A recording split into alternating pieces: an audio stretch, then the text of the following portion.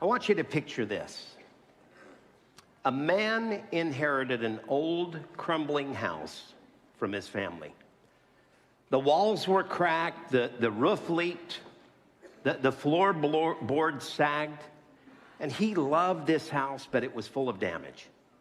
And every day he walked past these broken windows, the warped floors, the paint was peeling, and he wished that it was perfect. And at first he tried to ignore it.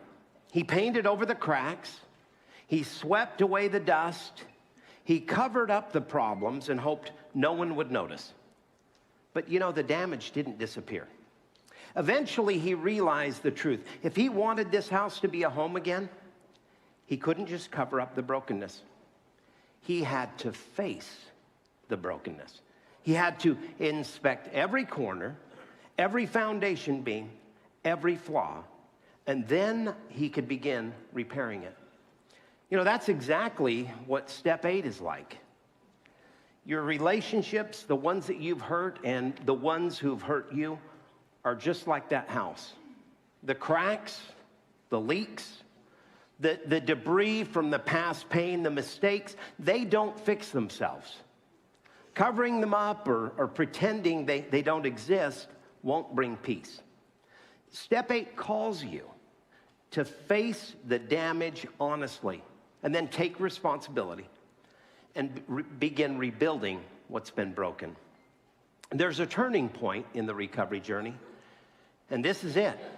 Steps 1 through 7 were about getting right with God and getting honest with yourself. But now, steps 8 and 9, they move from the internal to the relational. And this is where recovery stops being private and it starts becoming visible. Where healing begins to spill out of your personal life and start touching your relationships. Why? Because sin doesn't damage your soul. It damages your relationships.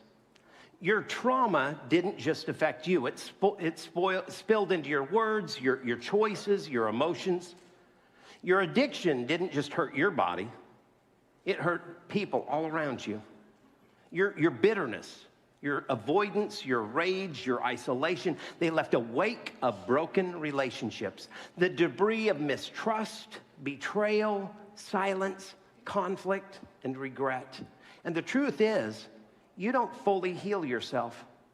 You heal through connection and through forgiveness and through what we call peacemaking. And that's why step 8 is not just about making a list. It's where you prepare your heart to take responsibility, to forgive, to make peace. Step 8 calls you to become something new. You become a builder of peace, a person of reconciliation, and a willing heart. Joseph, you know, this is the thing I want you to understand about this. I want you to review a few of the past 7 steps up to this point. Now, each one was designed to prepare you for the work that you're about to do now. Step 1 is where you admit your powerlessness. You stop pretending in step 1. And then in step 2, you come to believe in a power greater than yourself. That power is Jesus Christ. Step 3 is where you make a decision to turn your will and your life over to Him. Step 4 is where you make a fearless and honest moral inventory. And then step 5, you confess what you've uncovered to God, to yourself, and to someone else. Step 6 is a tough one. It's where you become entirely ready to let God change you.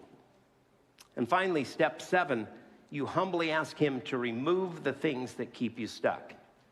Which brings us to step number 8. We make a list of every person we've harmed and those who have harmed us and become willing to make amends and forgive them all. And this is the point where you stop wanting peace and you start pursuing peace. Because peace doesn't just happen. You see, peace is prepared for, it's pursued, and then it's practiced. We saw last week the danger of almost obedience through the story of Saul. If you missed that message, please go back to our YouTube channel and check it out. But tonight, we're going to look at the opposite. We're going to look at the story of Joseph. Joseph was betrayed, he was abandoned, and he was left for dead by his own family. He was sold into slavery. He was falsely accused. He was thrown in prison, and he was forgotten. He had every reason to stay angry, every reason to cut ties, every reason to say, listen, they don't deserve peace. But God never left Joseph. Scripture tells us that even in slavery and in prison, the Lord was with Joseph. And eventually, he rose to power as second in command over all of Egypt. And then during the famine, the very brothers who betrayed him came to Egypt. They were very desperate for food. They stood before the man that they sold into slavery, not even recognizing him. Joseph had every opportunity to make them pay. He could have punished them. He could have sent them away. But instead, he wept. Finally, Joseph could not stand it any longer, and he sent everybody else out of the room, and he revealed himself to his brothers. He wept out loud, and they were speechless seeing him in front of them. And then he did something unexplainable. He forgave them. He embraced them, and he provided for them. And in one of the most profound declarations that are found in all of Scripture, he said this: you intended to harm me, but God intended it all for good. He brought me to this position so I could save the lives of many people.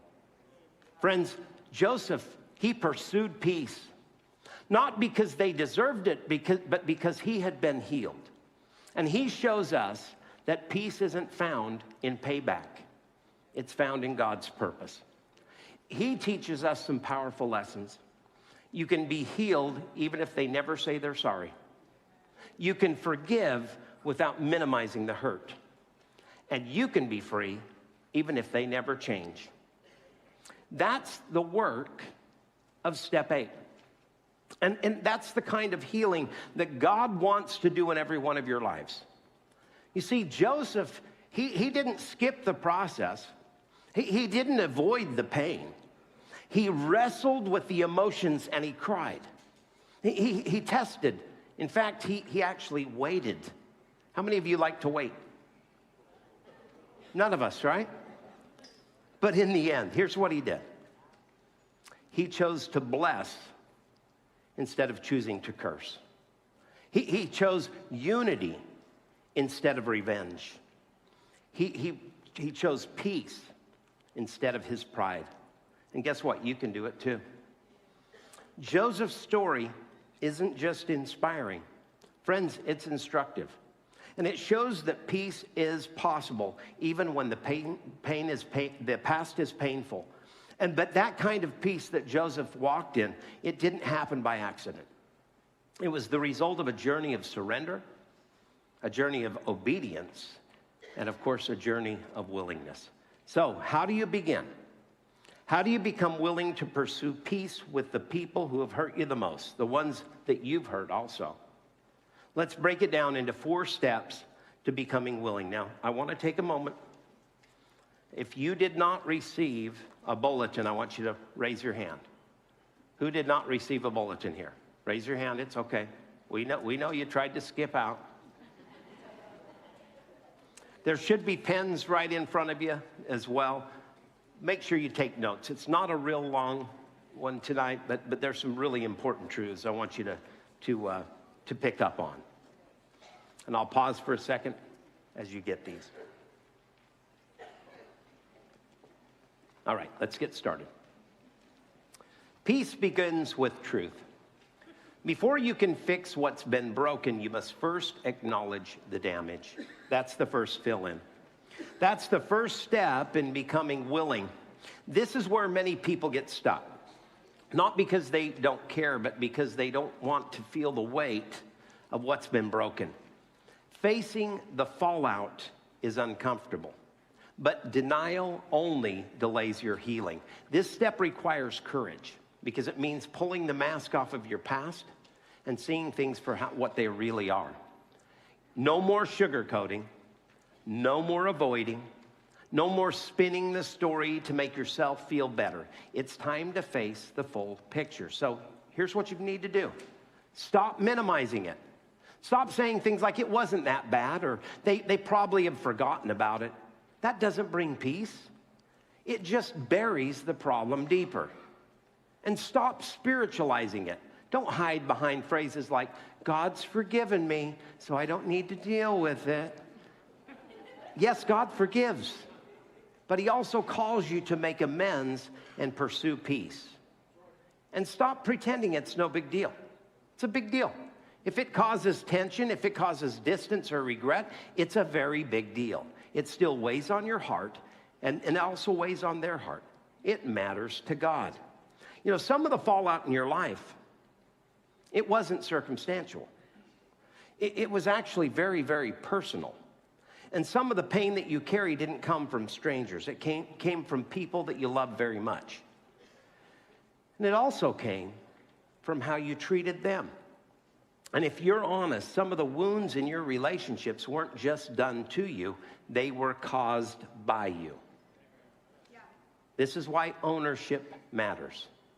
Acknowledging the damage doesn't mean that you're beating yourself up. It means that you stop hiding from the truth and you start healing through it. Proverbs 14:9 says this, fools make fun of guilt, but the godly acknowledge it and they seek reconciliation. There's nothing godly about denial. But when you acknowledge what's been broken, God can start building something new. Here's the principle. You can't make peace with what you don't admit. And peace begins where honesty begins. But once you've faced the truth about what's been broken, there's another hurdle. What if they don't respond the way that you hope? How many of you, when you go through this process of attempting to make amends, which will happen in step 9, how many of you have been met with some resistance? Most of us, right?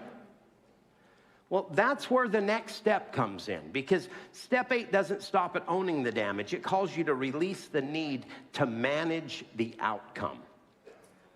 The next step in becoming willing is surrender the outcome. You can't control how others are going to respond. They may not apologize. They may not forgive. Your job is obedience, not control. And this is one of the hardest truths to accept in step 8. You can't control how people respond to your efforts at peace. You can't force someone to understand, to soften, or to reconcile. But that doesn't excuse you from doing your part. Real willingness means letting go of your need to manage the results. It means releasing the hope that everything will be tied up in a neat, happy ending. Newsflash, that may not happen. It means trusting that obedience is enough, even if the outcome isn't what you hope for. And you may wrestle with questions like, what if they don't want to talk to me? What if they lash out? What if they've moved on and reopening this wound makes things even worse? Those are really valid fears. But they're not valid reasons to disobey God's invitation to pursue peace. Your job is to obey. God's job is to work in the hearts of others. Listen to Proverbs 16:7. It says, when people's lives please the Lord, even their enemies are at peace with them. And I'm going to pause. Remember, we're in step 8. So we're not making the amends at this point. What we're doing is we're becoming willing, which I believe is the harder part. So at this point, you're just being obedient and you're saying, I'm willing to forgive anyone who has harmed me. I'm willing to make amends with anyone I have harmed. You know, this passage, Proverbs 16:7, doesn't promise that your enemies will always respond in peace. Instead, it assures you that God can bring peace within you, even if they never change. The real victory isn't in their reaction. It's in your willingness to obey. And that's why it's so important to surrender the outcome and release the picture of how you think everything should unfold. And then you need to just simply trust God with how it actually is going to unfold. Because real peace isn't dependent on their reaction. It's rooted in your obedience. And that's why the next step matters so much. Because if peace is rooted in obedience, then you're going to need God's strength to walk it out. Next, you need to invite God into the process. You are not meant to walk into hard conversations or deep forgiveness on your own. Step 8 is a prayer list as much as it is a to-do list. Ask God to enter the process. Ask Him to guide your heart. Ask Him to steady your steps. Becoming willing doesn't mean you feel ready. It means that you ask God to make you ready. And there are names on your list that feel too painful to even say out loud. Pause for a second. Anybody on your list that you just go, oh my gosh, I don't even want to talk to them? Yeah, for sure. You know, there are faces that trigger anxiety. Some of you do that to me on a Tuesday night, I'm telling you. Okay? There are some faces that make you angry, right? Or you think about somebody and all of a sudden you have shame. The moment that they come to mind, there are situations that still haunt you. Conversations that you avoid at all costs. Relationships that you have buried. And that's why step 8, it's not a to-do list. Family, it's a prayer list. And willingness isn't something that you just suddenly muster up through willpower. It's something that God works in and through you when you surrender. You don't have to want to do it yet, but you do have to want to. And that's the starting point. Pray like this: God, I don't feel it already, but I'm open. God, I don't know what to do, but I'll trust that you are going to show me what to do. God, this memory still hurts, but God, I want to be healed more than the hurt. In other words, just be willing to be willing. Philippians 2:13, such a familiar passage. It says, for God is working in you, giving you the desire and the power to do what pleases Him. That means even your desire to forgive or make peace, that's part of the process. He's not asking you to do this on your own. He is already working in your heart. So here's what I want you to not do. Don't fake your readiness. Ask for it. God honors the prayer of a willing heart. Pausing, I'll just share what that looks like. God, I don't even want to do this at this point. But God, I know that I need to do this. And Lord, I need you to help me to just become willing. Lord, I'm willing to maybe be willing. If you pray like that, God hears your prayers. And once God begins to shape that willingness in you, it's time for you to put it into motion, because willingness grows stronger with every step that you take toward peace. Which brings us to the last step in the process of becoming willing, is take the next small step. Willingness without action is what I call a wish. You need to turn your willingness into action, one step at a time. James 2:17 says, so you see, faith by itself isn't enough unless it produces good deeds. It is dead and useless. You don't need to make the call tonight. You don't need to write the letter this week. You don't need to take the next right step. Peace doesn't happen in one giant leap. It happens in one small decision at a time. And willingness shows up in the little things. Here's what that looks like. Writing the first name on your list. That's willingness. Praying for somebody who hurt you. confessing your fear to your sponsor or your group leader, asking God for wisdom before taking action. You know, sometimes we get paralyzed thinking we have to fix everything all at once. But God never asks you to finish the whole journey in one day. He simply asks you to take the next step in faith. And so here's what I want to ask you. Are you ready to take that next small step?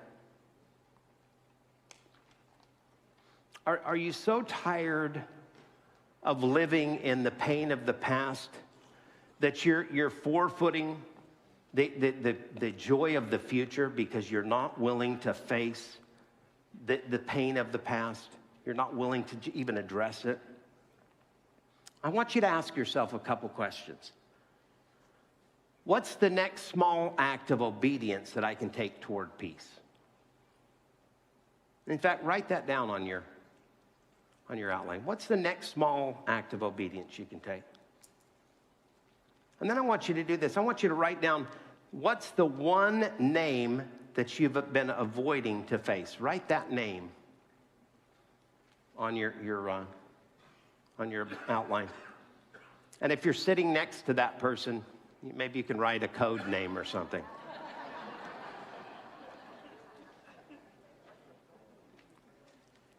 You know, what's keeping you from moving forward? Because here's what happens with every step that you take toward peace. Here's what happens. The weight starts to lift. The bitterness starts to fade. And the healing begins to spread. That's what you're risking tonight. How many of you are sick and tired of having the weight on your shoulders? Who's sick of it? Okay? How many of you are really tired of the bitterness that you've been carrying for decades? Anybody tired of the bitterness? How many of you need healing? And I'm not talking about just physical healing. I'm talking about emotional and spiritual healing. How many of us need emotional and spiritual healing? Listen to Isaiah 30:21. It says, your own ears will hear him, talking about God. Right behind you, a voice will say, this is the way you should go, whether to the right or to the left. What this passage is saying, listen, you need to listen to God. And when he directs you to start making these steps, it's time to make these steps. God will guide you step by step if you're willing to walk. Peace isn't found in the end of the road.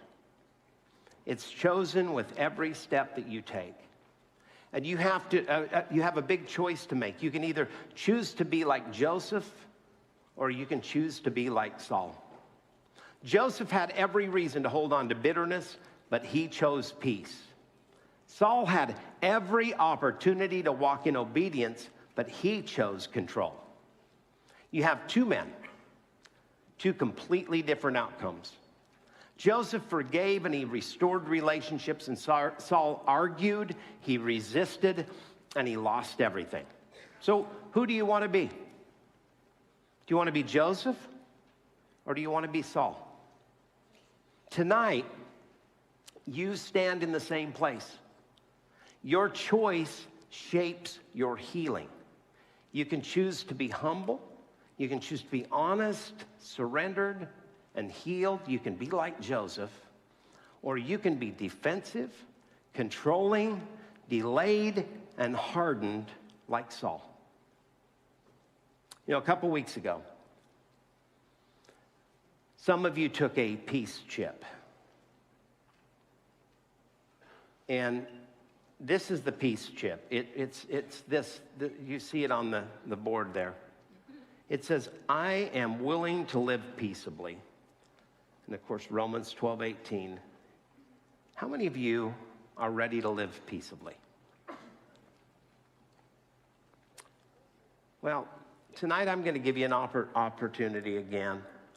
It's time to take another step, because willingness is not just a feeling, it's an action. And this chip is a declaration. What you're doing is you're saying, I am no longer avoiding. I'm no longer blaming. I'm no longer hiding behind what they did. I'm becoming willing and ready for peace. And even if you're not fully healed, if you're willing to be willing, this chip is for you. This is where you're putting a line in the sand. You're saying, I'm done stalling. I'm ready to walk toward peace. So here's what I want to encourage you to do. Let's all stand up right where we're at.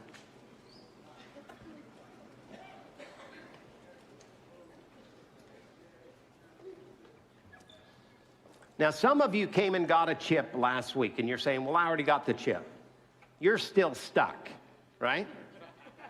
So I want you to come and get another chip. I'm going to ask my prayer partners to come down here. They're going to hand you out a chip. Here's what I want you to do. I want you to stop stalling and start walking. And come forward and get a peace chip. Choose Joseph's way. Start with honesty, surrender, prayer, and your next small step. And as we worshiped on this last song, I want you to remember this. If possible, so far as it depends on you, live peaceably with all. Come and get your chip.